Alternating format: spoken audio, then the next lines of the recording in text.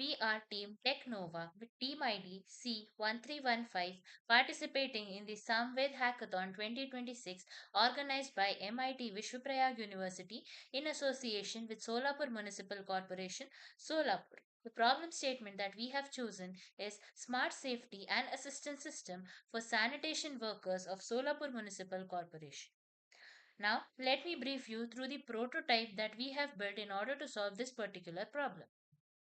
So we have created a basic web application in order to demonstrate the working of our solution. So in this, we have provided four different login functionalities, namely worker, civilian, zonal coordinator, and central coordinator. So as discussed earlier, in order to have a decentralized approach, in order to carry out the workforce management, we will be dividing the entire Solapur Municipal Corporation region into six zones, and each zone will be assigned with a zonal coordinator who is responsible for the overall workforce and the cleanliness management of that particular zone. So for that, we have the zonal coordinator login.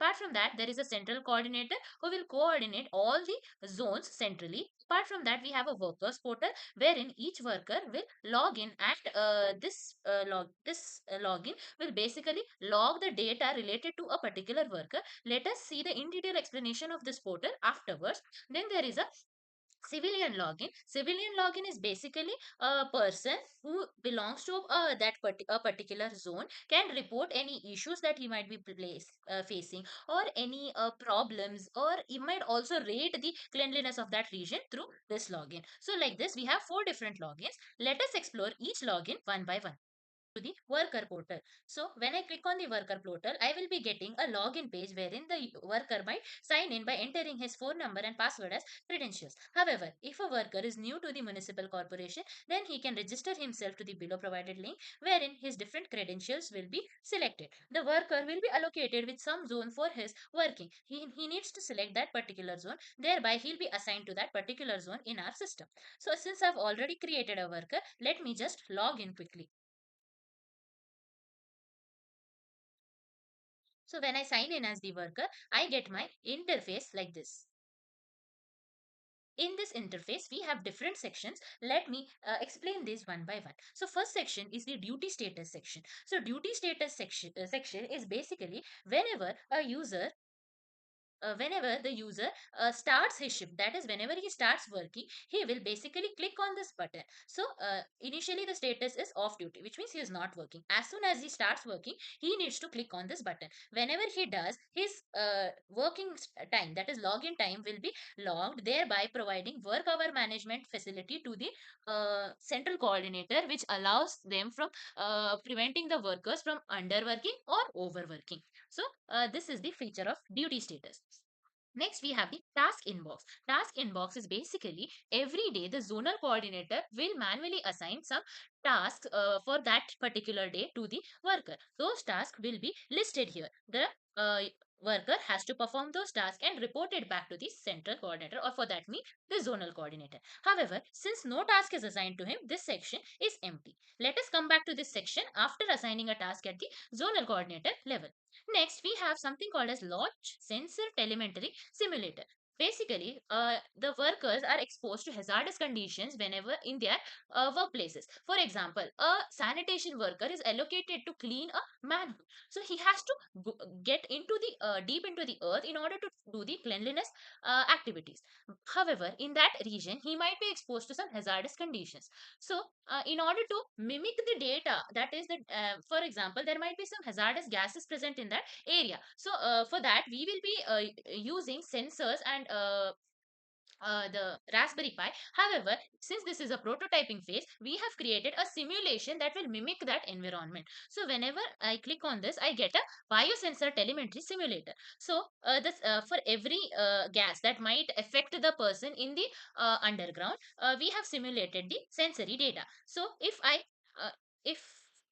there will be some concentration of each of the gas. See, now the methane concentration increased more than the safe limit. So what happened is a critical toxicity SOS was triggered, and what happened is a SOS alert was also sent to the central coordinator as well as the zonal coordinator, indicating that there might be a possible harm to this particular worker. So let us see how this alert appears in the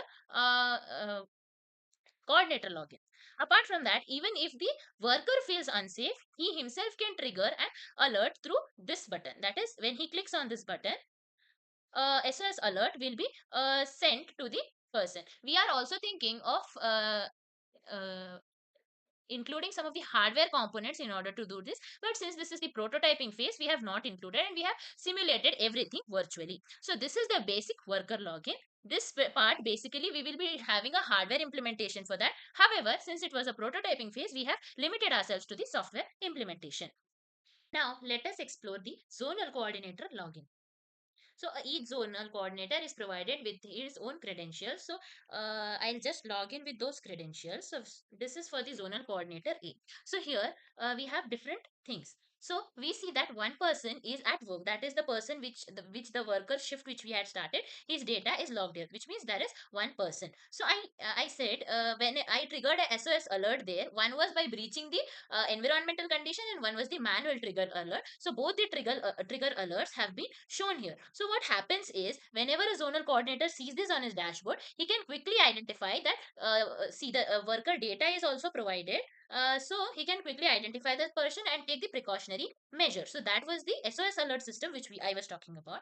Now coming to the assignment of the task, we have provided a assign task feature here. So let's say clean drains is the task which I want that person to perform. Anything, the type of the task, we can select any one of this. If you want to provide any description like do like this or something like that, then we can do it here. Then currently the status of the task is unassigned. If any worker has logged in, see this worker had logged in, so I can assign this task to this particular. If there were multiple workers, then we could have selected among those workers. So I create a task. So as soon as I create a task, it is assigned to a particular person. Let us check the worker profile now.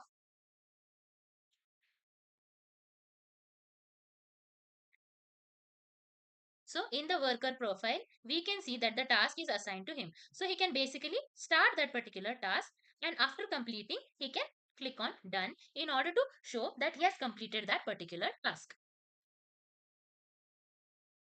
Then we can track the number of active shifts, SOS, then everything. If this SOS is handled, he can simply click on this and get it cleared. Next, we have a grievance and citizen suggestions section. So I had provided a civilian login in our portal. So what happens is, in civilian login, through that login, the civilian can log in and report the issues that they are facing by providing photo evidences. For example, there is a complaint logged wherein there is a complaint stating manhole overflow, and they can upload an image of that.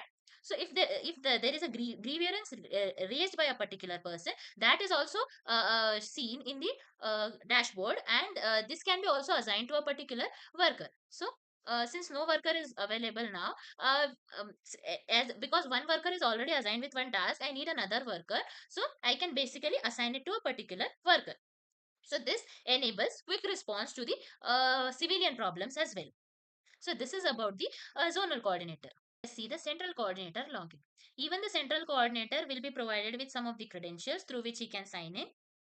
He will also have a similar dashboard. However, he will have a consolidated dashboard. That is, he will have the consolidated data of all the 6 zones, all the alerts, and all the grievances raised in all the zones. So, this is like the central repository for all these things going on. The functioning of the super admin is very similar to the zonal coordinator. However, it works with the data from all the region, and he has all the privileges as of the zonal coordinator. Now, let us see the civilian login, which I discussed earlier. So, a civilian also has his credentials. If he is not registered, he can basically go here and sign up. So, I already have created my credentials, so I'll just directly sign up. So as soon as I log in, this is my civilian portal wherein I can report unclean areas, I can rate my zone, I can provide any suggestions, which means I can provide any development suggestions that can be made in that particular zone, and I can list what all I have submitted. So for example, I want to report a particular unclean area, I can just provide the details of my grievance and upload a photo proof of that particular location and submit a complaint. So I have already done one, and that is visible in my submission section. Apart from that, I can rate my zones. For example, if my zone is very clean, or let's say it is not clean, so I can provide it with a rating of around 1 or 2 and submit that rating. So what happens is this rating is seen in the zonal coordinator as well as the central coordinator section, and thereby they can take some measures in order to positively change the cleanliness of that locality. I can also provide my suggestions here, and if I want to introduce some new infrastructure or some new ideas, I can do it through this section. If I have any photo proofs for that, like if I want my locality to have a smart dustbin, so if I have an architecture of that smart dustbin or some image related to that, I can attach it here. So this is how a civilian portal will look.